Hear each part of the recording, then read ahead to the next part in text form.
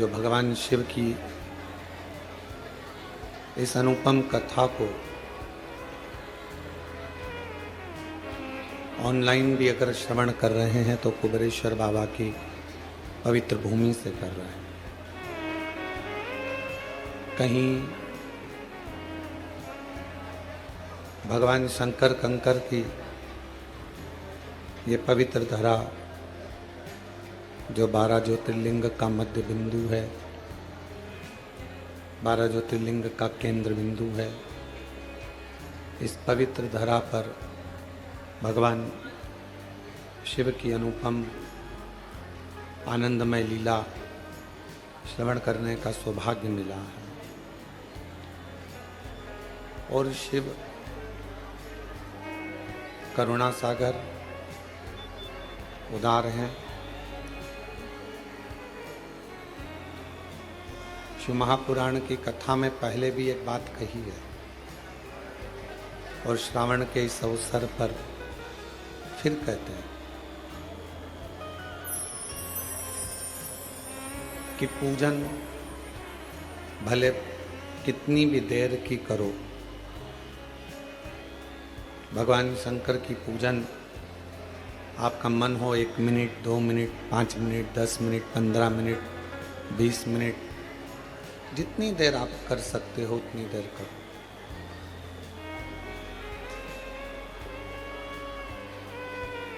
पूजन का कोई समय आपके पास में निश्चित हो कि मैं 10 मिनट भगवान शिव को दूंगी या 5 मिनट दूंगी, 15 मिनट में भगवान शंकर को दूंगी।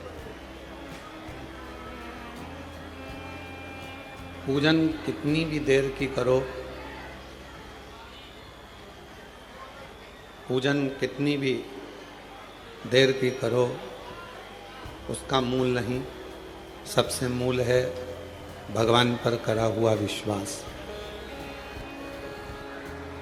भगवान पर करा हुआ भरोसा, दृढ़ता। चालू करवा दो, लाइट नहीं है, जनरेटर चालू करवा दो।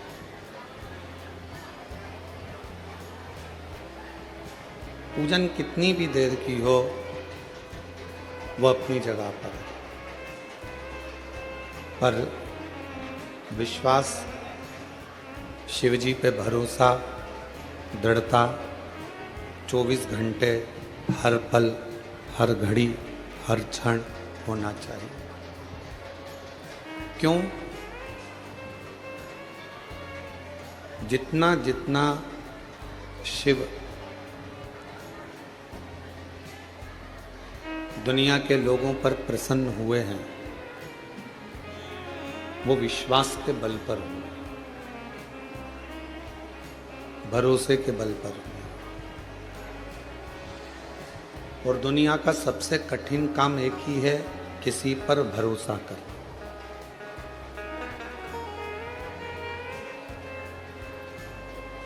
संसार के लोगों पर भरोसा किया या संसार के लोगों पर विश्वास किया तो वो हो सकता है कि वो विश्वास, वो भरोसा टूट जाए। पर यदि भगवान शंकर पर भरोसा किया है, भगवान शिव पर यदि विश्वास किया है, तो वो भरोसा, वो विश्वास कभी टूटता नहीं। अब भरोसा किसको कहते हैं, विश्वास किसको कहते हैं? आजकल विश्वास की भी बहुत सारी परिभाषाएं हो गई।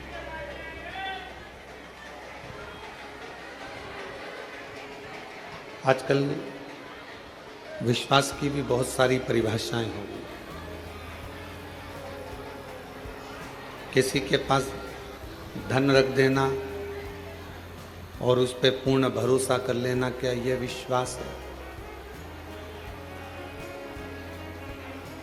किसी के पास अपनी प्रॉपर्टी रख देना और ये सोच लेना कि ये इस प्रॉपर्टी को मुझे वापस दे देगा, ये विश्वास है। विश्वास अर्थात शिव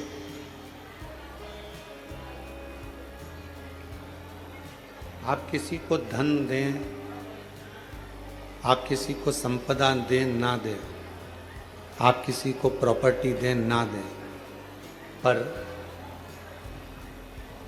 जिसको अपना मानते हो, जिसको अपना मानते हो, उसको, जिसको अपना मानते हो उसको शिव का एक स्वरूप मानो। ये बक्से चल रहा है, जाकर सुनो तो। शिव का एक स्वरूप मानो, भगवान शंकर का एक स्वरूप मानो, एक भरोसा, एक विश्वास, और वो विश्वास हो शिव के प्रति। क्यों? शिव महापुराण की कथा कहती है कि हो सकता है कि परिवार वाले, नातेदार, रिश्तेदार, कुटुंब, कबीला, ये सब हमारा साथ छोड़ दे, पर अंतिम बिंदु तक भी मेरा देव अधिदेव महादेव आपका साथ कभी नहीं छोड़ता। वो हमेशा आपका हाथ पकड़ कर चलता है।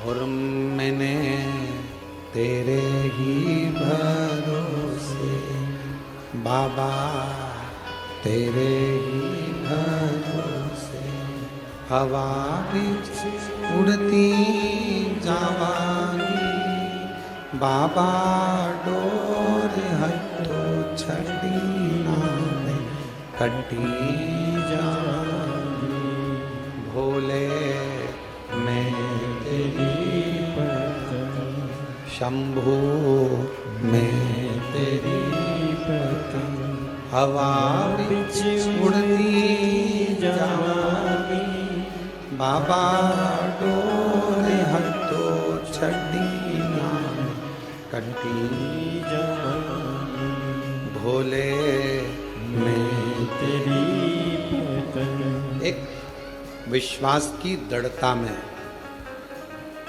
मेरे शिव की प्राप्ति है। कितना सुंदर लिंग पुराण में कहा गया कि हम जब एक चावल का दाना भी यदि भगवान शंकर जी को चढ़ा रहे हैं, मात्र एक चावल का दाना यदि हम शिव जी को समर्पित कर रहे हैं,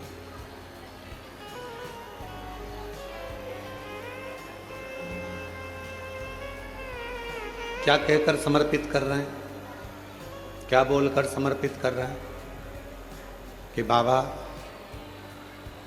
हमारा कुछ भी नहीं, तूने जो दिया है हम वो तुझे दे रहे हैं, तेरा तुझको अर्पण। हमारा कुछ भी नहीं है। जब हमारा जन्म हुआ तो हम कोई वस्तु लेकर, कोई सामग्री लेकर, कोई प्रॉपर्टी लेकर, कोई जमीन जायदाद लेकर, कोई घर लेकर पैदा नहीं हुए।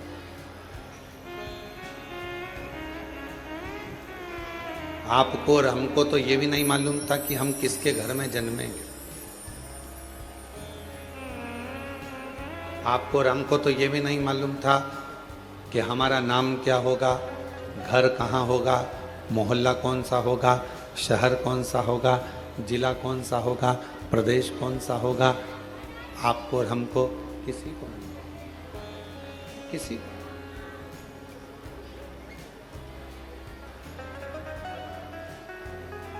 जब जन्म हो गया, जब जन्म ले लिया, जन्म लेने के बाद जब हमें थोड़ी सी सुध आई, बुद्धि आई, विवेक आया, तब हमें ज्ञात हुआ कि हमारा जन्म इस कुल में, इस